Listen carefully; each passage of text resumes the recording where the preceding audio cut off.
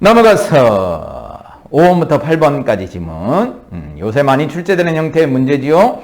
첫 번째 단락에 설명부적인 내용의 글을 제시하고 그 다음에 그 내용을 바탕으로 나하고 다의 문학작품을 해석하는 시. 요새 많이 출제되는 형태야. 자, 가부터 먼저 들어가 보자. 우리가 흔히 알고 있는 비유에 대한 얘기네. 자, 가의 비유에 대한 얘기다. 비유. 우리가 일반적으로 어떻게 알고 있지? 비유는 무슨 관념, 무슨 관념? 원관념과 무슨 관념? 보조관념.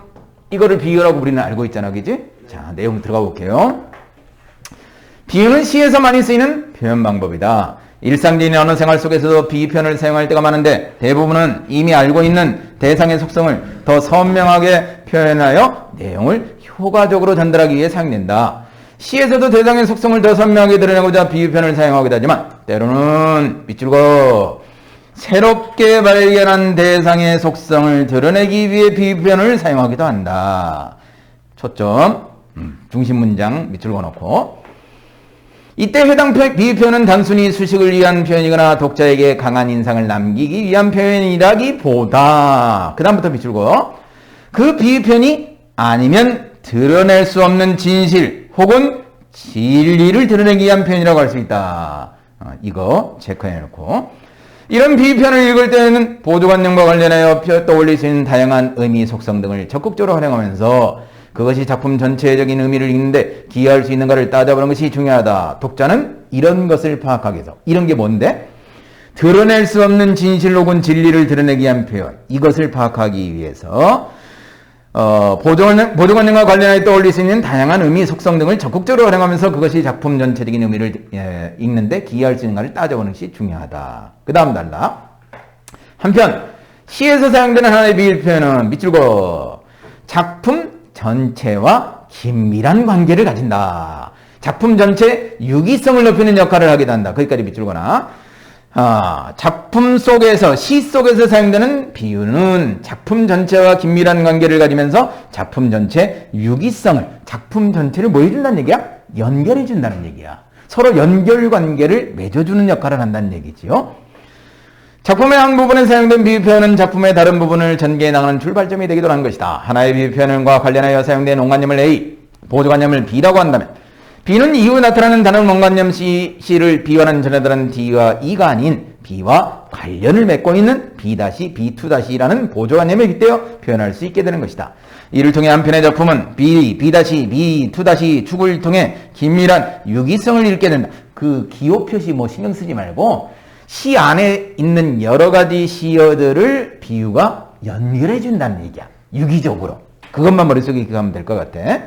이런 점은 한편의 시에 나타나는 다양한 표현들이 서로 어떤 관련을 맺고 있는가를 살핌으로써 더욱 풍부한 감성을 가능하게 한다는 것을 의미하기도 한다. 자, 이 내용을 바탕으로 나시하고 다시를 해석하라는 얘기야. 자, 박모래의 시, 이병률의 살림. 너네 배운 적이 없지? 전혀 처음 보는 작품이죠? 근데 시가 짤막짤막해서 그렇게 어려운 작품들은 아닐 것 같아. 나에 대한 정보가 보기에 있나 봐봐, 얘들아. 나에 대한 정보가. 응? 나에 대한 정보가 보기에 있어, 없어? 응? 나시에 대한 정보가 보기에 있냐고. 별로 없네. 그제? 그 다음에 다에 대한 정보는? 구체적인 정보는 없네. 그냥 들어가서 해석을 해보자. 자, 나 비유적인 관계에 초점을 맞춰가지고 해석해야 돼. 나는 흔들리는 저울대. 시는 그것을 고누려는 추. 자, 뭐하고 뭐가 비유된 거지? 자, 화자는 뭐하고 비유를 돼 있지? 화자가 흔들려. 알겠지? 흔들리는 뭐? 무슨데? 저울대에 비유를 돼 있고. 맞지? 그 다음 시는 그것을 고누려는 뜻이 뭐지? 균형을 맞추려는 추단 얘기야. 자, 화자가 삶을 살아갈 때 흔들려. 그지? 흔들릴 때 뭐가 이 사람의 흔들림을 잡아준다? 얘들아, 저울대가 흔들릴 때 추가 뭐를 맞아? 중심을 맞춰주잖아. 균형을 맞춰주잖아. 그지? 이거에 빗댄 거잖아. 화자가 인생을 살아갈 때 흔들리는 인생, 시달리는 인생을 살아가 뭔가 방황을 해. 그럴 때 뭐가 이 사람을 잡아줘? 시가 이 사람의 중심을 잡아준다. 균형을 잡아준다. 이런 역할을 하는 게 시다. 화자한테 시는 어떤 역할이냐? 삶을 살아가는데 뭔가 도움을 주고 균형을 잡아주는 역할을 한다. 그거를 뭐에 저울 때하고 추의 관계에 빗대어서 얘기를 한 거야. 저울 때가 흔들릴 때 추가 균형을 잡아주듯이 화자가 흔들릴 때 시가 중심을 잡아주는 역할을 한다. 이해되지요? 그 다음 겨우 균형이 잡히는 위치에 자 균형이 잡히면은 자 이런 역할을 해가지고 뭐가 잡히면은 균형이 잡히면은 얻을 수 있는 이득이 여러 개 있네. 자 첫 번째 뭐를 얻을 수 있어요? 미소를 얻을 수 있어요. 그지? 그 다음에 또 뭐를 얻을 수 있죠? 위안을 얻을 수 있어요. 그 다음에 또 뭐를 얻을 수 있지? 운율을 얻을 수 있어요. 근데 얘들아 이 균형을 잡힌다는 얘기는 이 사람이 인생을 살아갈 때 고민했던 게 해소됐다는 얘기 아니야. 근데 이 해소는 얘들아 이 갈등이 해소된 거는 갈등의 해소는 완벽하게 해소가 됐다는 얘기일까? 일시적으로 해소된다는 얘기일까? 왜냐면 뒤에 남아있거든 지금. 이 갈등이 완벽하게 해소됐다면 이 시가 끝났겠지, 그지? 근데 이 갈등의 해소는 일시적으로 해소가 된다는 얘기야. 또 뭔가가 있다는 얘기지. 읽어볼게요. 이내 무너져버리네. 무너져버려. 뭐가 무너진다는 얘기야, 얘들아? 균형이 무너진다는 얘기야. 하늘 끝과 끝을 일렁대는 해와 달 아득한 진폭. 아하. 무너지는 이유가 있네, 얘들아. 이 갈등이 무너져버려. 자, 무너짐. 이유가 있어요. 뭐 때문에? 뭐를 해야 돼? 얘들아, 이 사람한테 시가 이 사람의 균형을 잡아줘. 몸이 건조한 생활에, 응? 현대사회를 살아가는데 정말 삭막하고 몸이 건조할 거냐. 근데 이 사람의 생활의 중심을 잡아주는 게 시야. 근데 시가 뭐가 안 돼? 돈이 안 돼. 생활이라는 것 때문에 이게 무너져 버린다는 얘기야. 이 생활이 뭐지? 이 사람이 가장이야. 먹고 살아야 돼. 집에 가면 애들 입 벌리고 있어. 돈 달라고. 그지? 그럼 이 사람은 시를 선택해야 돼? 안 해야 돼? 시를 선택하지 못하지. 이걸 선택하면 뭐를 못 벌어? 돈을 못 벌어. 그러니까 이게 무너져 버리는 것이. 이해됩니까? 그렇게 알아두면 될 것 같아요. 시가 그렇게 어려운 작품은 아닌데. 하나 더 표현기법 마지막. 자, 생활이라는 마지막 생활이라는 그거. 표현기법 하나 체크하자. 표현기법 뭘까요? 이내 무너진다. 하늘 끝과 끝을 일렁대는 해와 달 아득한 진폭. 생활이라는 그것이 눈에 보여. 구체적으로 보여. 삶의 균형을 무너지게 하는 원인이 구체적으로 눈에 보여. 생활은 원래 안 보이고 안 잡히는 대상이잖아. 근데 이건 지금 보이게끔 구체적으로 만든 거잖아. 뭐야? 추상적 개념의 구체화. 맞죠? 우리는 세 글자로 뭐라 불러? 형상화. 이렇게 부르죠. 추상적 개념의 구체화. 머릿속에 기억을 해주세요. 살림이 뭐야, 얘들아? 세 번째 작품. 살림이 뭐야? 응? 얘들아, 살림을 산다. 살림이 뭐냐고?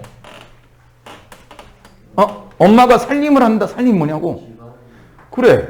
집안의 한 가정을 뭐 한다? 돌본다는 게 살림이잖아. 그럼 살림을 한다는 얘기는 얘들아, 자기 자신의 개인적인 이기적인 사고방식으로 할 수 있어요, 없어요? 없지. 이기적인 걸 버리고 다른 사람들을 위해서 살림을 해야 되지. 그리고 혼자만의 생활이 아니라 공동체적 생활을 해야 되죠. 자, 살림이라는 것은 뭔가 공동체적인 생활을 얘기하는 거야. 맞죠? 그리고 다른 사람을 뭐 하는 거? 배려하는 생각을 가져야지 살림을 할 수 있는 거죠. 혼자만 먹고 살려고 생각하면 살림을 하지 못해. 가족들을 먹여 살려야 돼. 가족들을 위해서 살아가야 돼. 그게 살림이잖아. 이거를 그냥 얘기한 게 아니라 별들하고 관련시켜서 얘기를 하고 있어. 별들에 빗대어서. 자, 내용 들어가 볼게요. 오늘도 새벽에 들어왔습니다. 일일이 별들을 둘러보고 오느라고요. 아하. 자, 이 사람은 별들을 뭐의 대상으로 보는 거죠? 살림의 대상으로 보는 거지. 다시 말하면 별들을 뭐의 대상? 돌봄의 대상으로 보는 거야. 내가 돌봐야 될 대상. 그게 별들이다. 하늘 맨 꼭대기에 올라가 아래를 내려다볼 때면 앞정처럼 비가 나오네. 비가 나와요. 앞정처럼 박아놓은 별의 뾰족한 뒤통수만 보인다고 내가 전에 말했던가요? 무슨 말이야 얘들아? 무슨 말이야? 너네 앞정에 생긴 애가 뭐지요 얘들아? 이게 앞정이잖아. 그러면 위에서 보면 얘들아 뭐만 보여? 둥그런 모양만 보이잖아. 근데 앞정은 뭐지? 뾰족한 면도 있잖아. 그럼 이게 무슨 얘기냐면은 앞정처럼 박아놓은 별의 뾰족한 뒤통수만 보인다고 내가 전에 말했던가요? 둥글넓적한 면만 보지 말고 뾰족한 면도 보란 얘기지. 다시 바꿔서 얘기하면 뭐야? 보이지 않는 것까지 뭐 해라? 돌봐라 그런 얘기야. 그 대상에 긍정적인 측면만 보지 말고 뭔가 고통이나 시련이나 아픔이 있는 것까지 돌봐야 된다는 얘기야. 전체적으로 다 돌봐야 된다. 오늘도 새벽에게 나를 업어달라고 하여 새벽? 자, 새벽에다가 밑줄 그어보자. 자, 새벽의 기준으로 보면 얘들아 새벽에게 나를 업어다 달라고 하여. 자, 새벽은 얘들아 나한테 어떤 대상일까? 화자한테? 얘들아 새벽은 화자한테 어떻게 대상이야? 나를 업어다 달라고 하여 이렇게 돼 있잖아. 화자가 새벽에 대하면 화자는 뭐를 받는 대상? 돌봄을 받는 대상이 돼버리는 거야. 아까까지는 내가 돌봄을 하는 대상이었는데 별을 돌보는 대상이었는데 새벽이 화자한테 입장이 바뀌면 돌봄을 받는 대상이 된다. 오늘도 새벽에 나를 업어달라고 하여 첫 별의 불꽃에서부터 끝 별의 생각까지 그어놓은 큰 별의 가슴팍으로부터 작은 별의 멍까지. 자, 별들을 열거했어요. 자, 별들을 열거했어요. 자, 어떤 별들? 첫 번째 별은 열정이 있는 별. 첫 별의 불꽃, 열정이 있는 별. 끝별의 생각, 차분한 생각을 가진 별. 큰 별의 가슴팍, 넓은 포부를 가진 별. 작은 별의 명, 상처를 지닌 별. 이런 별들 하나하나를 헐렁해진 실들을 하나하나 맺었다. 그 모든 별들을 내가 실로 묶어가지고 뭐 해야 돼? 보살펴야 돼. 근데 실이 뭐에 되어 있어? 헐렁해져 있어. 그러면 그 실을 다시 이렇게 뭐 한다는 얘기는? 다시 매준다는 얘기는 내가 그 별들을 정성과 사랑으로 다시 보살핀다는 얘기지. 헐렁해진 실들을 하나하나 매주었습니다. 다시 별들을 정성과 사랑으로 보살피겠다. 오늘은 별을 2개 묻었고 별이 뭐였단 얘기죠? 죽었단 얘기겠죠? 별을 2개 캐었어. 별이 뭐였단 얘기죠? 탄생했단 얘기지요. 참 돌아오던 길에는 많이 자란 달의 손톱. 자, 여기 이 의미를 좀 주의해야 돼. 달의 손톱은 중의적 의미다 얘들아. 중의적 의미. 어떤 의미일까 얘들아? 달의 손톱. 얘들아 달이 손톱이 길어. 그럼 긴 손톱한테 누가 다칠 수 있어? 별들이. 그렇지. 그러면 첫 번째 뭐를 보호하겠다는 생각이야? 별을 보호하겠다는 생각이야. 그 다음에 두 번째 달한테 비교하면 달의 손톱이 길면 얘들아 그 달이 상처를 자기가 자신한테 입을 수 있거든? 그러면 뭐까지도 내가 보호를 하겠다? 달을 보호하겠다는 생각. 이런 생각. 2가지 의미로 끝부분을 해설했어요. 됐습니까? 문제. 답을 맞춰보자. 5번에 몇 번? 나에서 둘째 부분. 얘들아 처음에 이 사람이 흔들리는데 이 사람을 잡아주는 게 뭐였어? 시였어. 그래서 갈등이 일시적으로 해소됐어.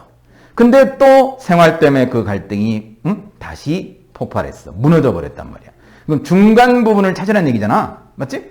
그럼 중간 부분이 2번째 줄에서 시작되죠? 겨우부터 어디까지? 운율까지. 그래서 답은 2번이 되겠죠. 6번. 가를 참고하여 나를 설명한 내용으로 가장 적절한 것은? 3번을 볼까요?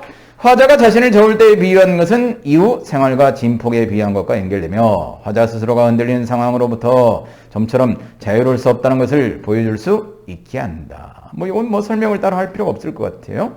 3번. 그다음 7번. 보기를 참고해 다를 이해한 내용으로 적절하지 않은 것은 몇 번? 얘들아, 헐렁해진 실들을 이 사람이 어떻게 한다고 그랬지? 하나하나 다시 메워준다고 그랬지. 그러면 이 사람이 정성과 사랑으로 별들을 다시 보아준다는 얘기야?